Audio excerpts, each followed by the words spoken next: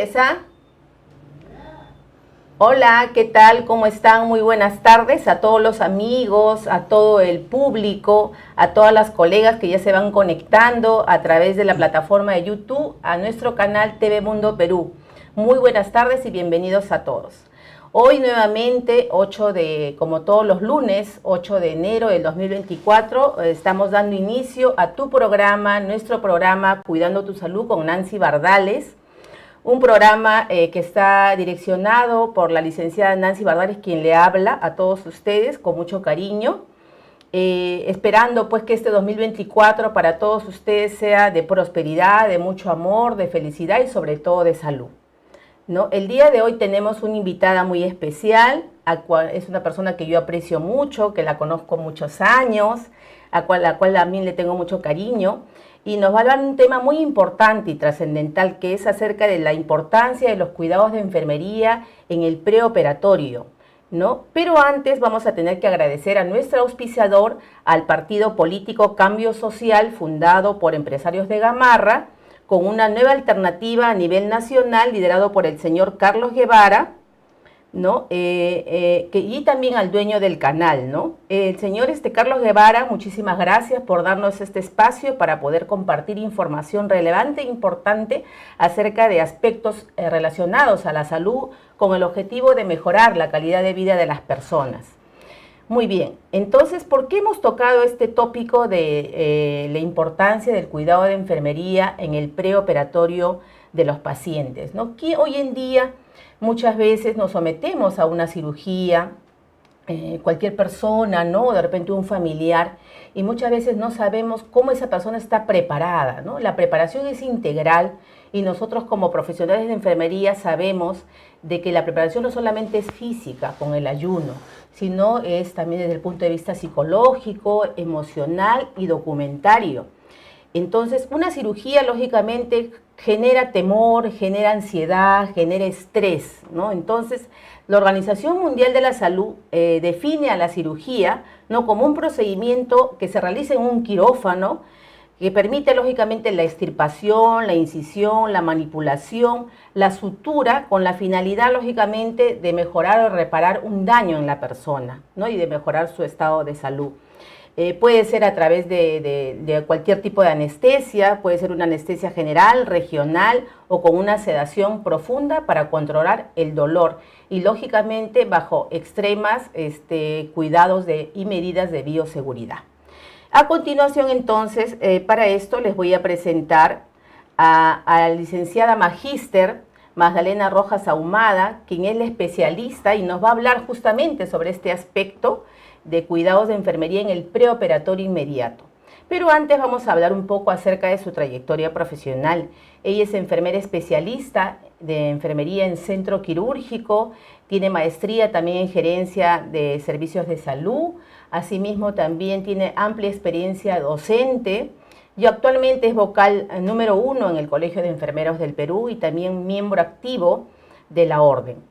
Muy bien, bienvenida pues Magdalena, ella es también de la Escuela TESA, tenemos de la misma alma mater, es mi amiga, colega, experta, especialista, y un gusto de tenerte aquí en mi programa, Magdalena, ya lo estábamos esperando desde el año pasado, tenerte acá, pero bueno, se hizo realidad. Bienvenida Magdalena, para que nos hables de un tema tan importante hoy en día para nosotros. Ok, muy buenas tardes Nancy Bardales, de verdad que muchas gracias por la invitación y brindar esos espacios muy importantes para empoderar a las enfermeras, ¿no?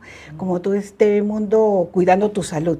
Nosotras las enfermeras estamos para eso, para el cuidado de la salud de las personas, de la población, y no solamente el cuidado de la salud en la atención primaria, también en la asistencial, en los hospitales. Y el tema que tú me estás brindando para que yo pueda exponer es trascendental, porque en todo tipo de cirugía, sea cirugía local, sea cirugía estética, amplias cirugías, es importante el preoperatorio. Y eso lo maneja la enfermera, todo un equipo multidisciplinario, pero yo creo que la enfermera es fundamental en esa preparación preoperatoria porque es un paciente es una persona que se encuentra muy vulnerable. Imagínate a cualquier persona que le diga, te vas a operar y en la cabecita viene un mundo de cosas que me va a pasar. Me voy a morir. Me voy a morir, me van a poner mucha anestesia. Lo primero que te pregunta, que no me ponga mucha anestesia. Pero no solamente es el paciente, es toda la familia.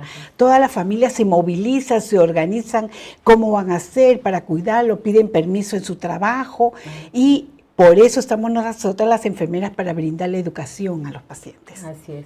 En verdad, la enfermera hoy en día pues tiene que estar debidamente preparada, capacitada, con todo un bagaje de conocimientos científicos basados en la evidencia, para que pueda dar esta atención integral al paciente, ¿no? Como tú bien dices, no solamente es la parte física, es también su familia, la parte psicológica, emocional, de repente es una cirugía reconstructiva, de repente es una mastectomía, uno no sabe, ¿no? ¿Qué tipo de cirugía? Porque si hablamos de cirugía, pues es bastante amplio, ¿no? Pero nosotros nos vamos a abarcar básicamente a la importancia de la preparación preoperatoria. Acá, por ejemplo, la enfermera en la preparación preoperatoria tiene que aplicar el método científico, es el proceso de atención de enfermería, que comienza con la valoración, ¿no? Porque muchas veces, ¿qué pasa? Que el médico, pues, la programa al paciente, ¿no? En el preoperatorio comienza cuando le dice, ¿sabe qué, señora? Usted tiene tal, por ejemplo, se va a operar de la vesícula, lo vamos a operar la otra semana. En el caso de una cirugía programada.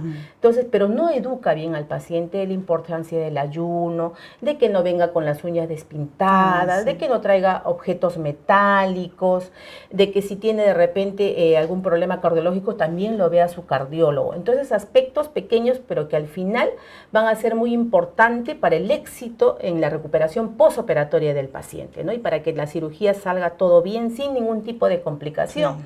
Entonces, ¿qué pasa? Que el paciente llega resfriado, por ejemplo. Entonces, un paciente resfriado es vulnerable a cualquier tipo de infección respiratoria. Entonces, no se puede operar un paciente en esas condiciones. O el paciente llega y no, pero tomé solamente un vasito de jugo de piña, te dice, señorita, pero sí me puedo operar, hace 4 horas tomé. No, porque el ayuno para una cirugía, lo mínimo son 8 horas, ¿no es cierto? Entonces tiene que estar bien preparado el paciente antes de ingresar a la cirugía para prevenir, lógicamente, las complicaciones.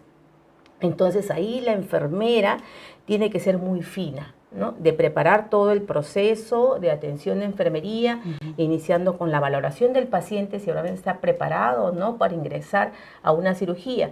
Por ejemplo, en el caso de los pacientes que se van a operar de una mastectomía, la parte emocional está muy venida menos, ¿no? Como tú bien dijiste, no sé si has tenido alguna experiencia parecida o similar. Mira, Magdalena. te comento mi experiencia porque yo soy enfermera asistencial de Centro Quirúrgico del Hospital Suárez Sangamo de Salud.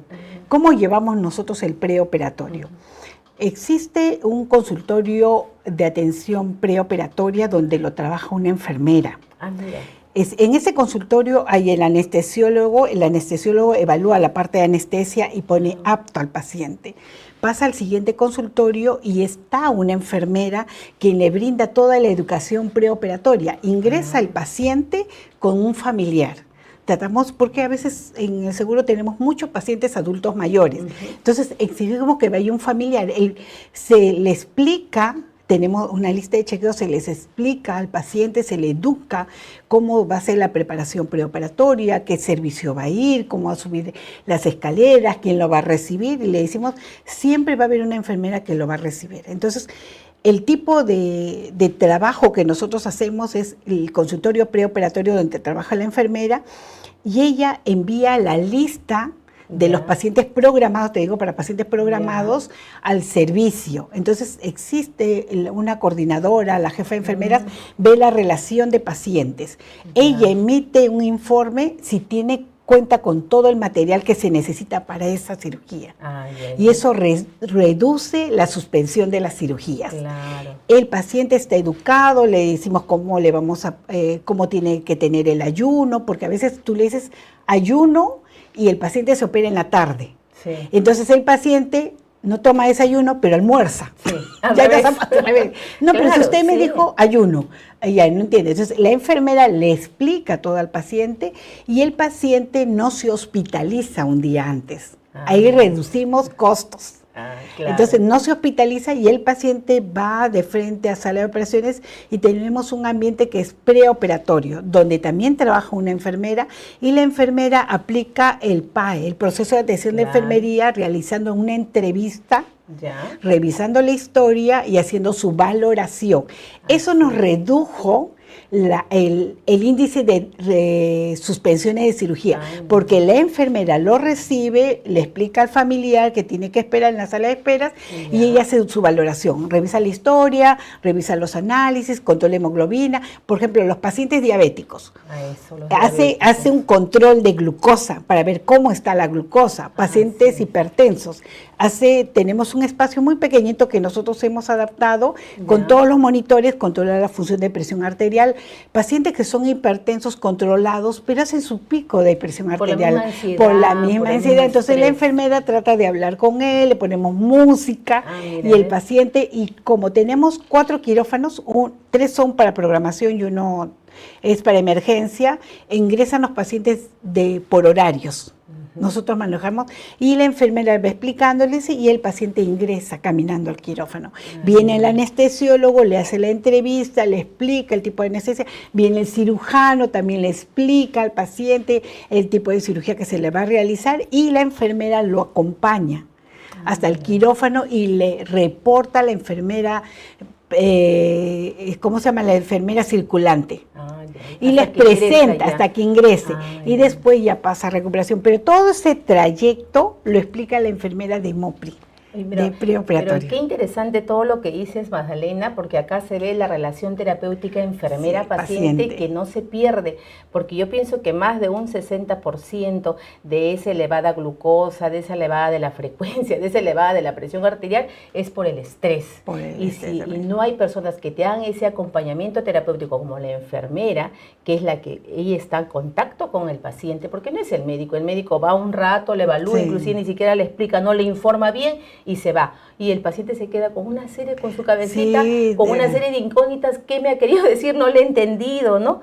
Entonces estamos ahí, entramos a tallar nosotras con la educación, con la explicación, con la información, con la musicoterapia, como tú dices, para que el paciente entre más en confianza. Claro, ¿no? Inclusive también cuando hacemos cirugía pediátrica, nosotros, la mamá ingresa con el niño hasta el quirófano, ¿viste la señora? Peor en el caso de los pediátricos. De los pediátricos, los niñitos a veces no. Entonces, ellos ingresan con la mamá vestida totalmente y el anestesiólogo le induce la anestesia al niño y el niño ve en todo momento a la mamá. La mamá se duerme y ya empieza todo el proceso y la mamá sale del quirófano y la hacemos sentar y cuando ya termina toda la cirugía, el niñito pasa a recuperación y la primera que ve ella es a la mamá. Y él cree que la mamá todo el tiempo ha estado en la operación. Sí, pues, qué importantes son estos aspectos que a veces uno dice, no, los familiares afuera, no, pero en el caso de un niño, en el caso de pacientes vulnerables o con algún otro tipo de patología, ¿no? Por ejemplo, en una cesárea también, a veces los padres quieren estar presentes en el nacimiento de su niño, entonces también hay que prepararlos psicológicamente a los papás, ¿no? Porque, por ejemplo, en mi caso te cuento una experiencia, mi esposo quería entrar, y yo sé que él es bien nervioso, ¿ya? Yo sé que él se hace muy fuerte, pero es nervioso. Le digo, Lucho, pero ¿estás preparado? ¿Tú crees? Ahí van a estar mis compañeras, todos me van a atender pues en la clínica, ¿no? Sabes que yo trabajo en la clínica Ricardo Palma, para los que no saben. Entonces, no, me dice, yo quiero entrar.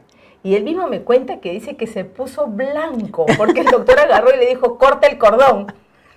Y dice que él estaba con la tijera ahí y no decía, ay, le va a doler, dice que se le partía el alma a él, dice, y entonces lo ve el doctor que ya dice que se ponía blanco, y dice que le dice, no, mejor siéntese usted acá un costadito, porque ya no, y tuvo que salir, porque lógico, no todas las personas están preparadas para ver ese tipo, ¿no?, de actos, pues, que esté sangrando el bebé, pero si tú está bien educado, bien informado, como tú dices, es menos traumático, ¿no?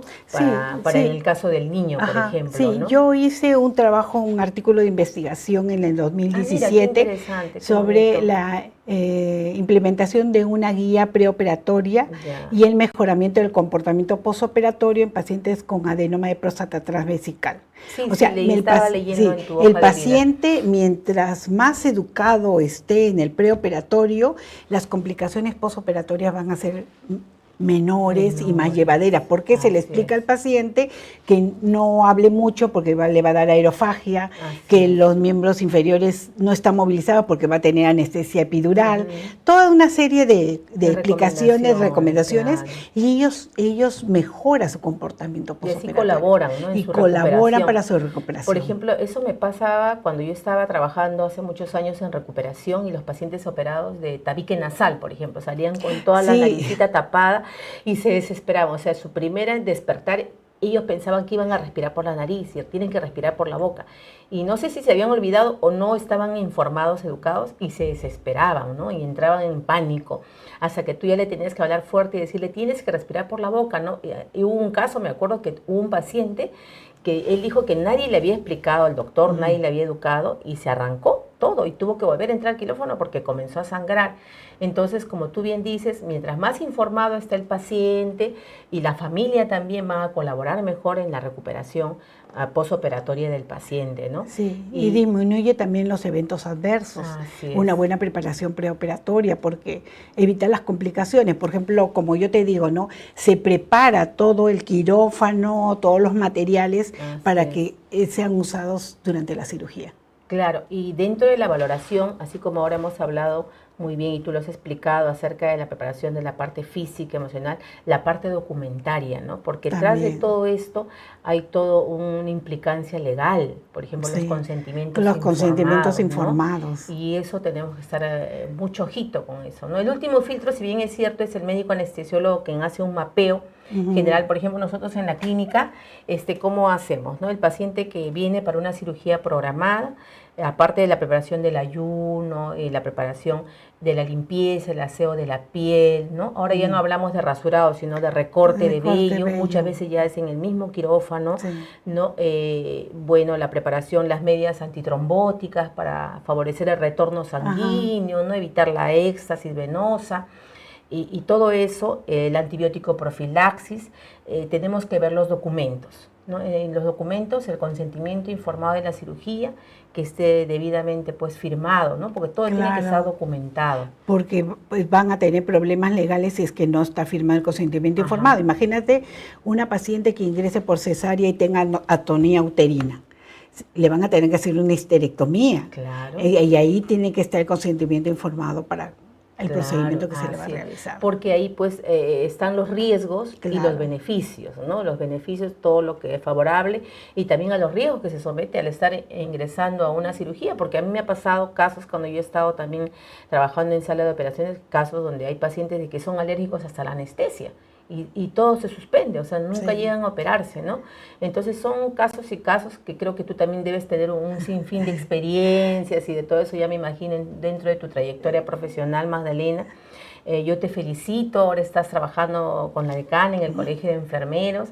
Es un orgullo para nosotros tener una enfermera egresada de nuestra universidad, de la TESA, que esté pues liderando, ¿no? Y así todas las profesionales, porque creo que las chicas han salido una buena promoción donde veo que todas están teniendo cargos importantes de jefatura, supervisiones, direcciones, así como tú en el Colegio de Enfermeros, hacen trabajos de investigación como Rocío, y así publicaciones de libros, ¿no? Y eso es importante, muy bueno, y justamente este programa, uno de los objetivos es eso, ¿no? De hacer visibilizar el trabajo de la enfermera, no solamente para nuestras colegas que son los profesionales, sino para toda la población, así en línea general, ¿no? Para que se enteren de cómo la enfermera trabaja, que no solamente la enfermera va y da pastillitas, que la enfermera va y coloca una vía, no, sino la enfermera gestiona, ¿no? Gestiona todo un trabajo aplicando la metodología científica para nosotros, que es el PAE, ¿no? Nuestro proceso de atención, que comienza con la valoración y hacer el diagnóstico,